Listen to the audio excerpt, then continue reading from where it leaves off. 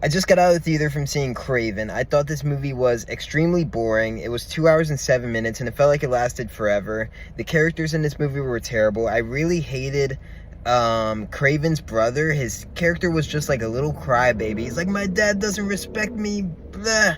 He was terrible. Russell Crowe was terrible. Aaron Taylor Johnson was just like shirtless and like covered in baby oil the whole movie and looked like he was just flexing way too hard and looked like he was just kind of in love with himself, and he was more focused on looking good for the camera than fucking being an interesting character.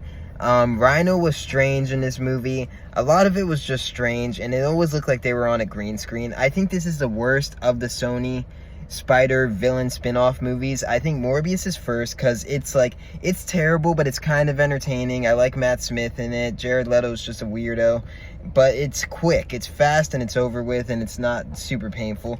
Madam Web is awful, but there's a lot of good-looking people in that movie, and Dakota Johnson has some charm. I like that Sony is still making these cheesy early 2000s feeling comic book movies. I still think they're somewhat more entertaining than the most recent Marvel movies I've seen.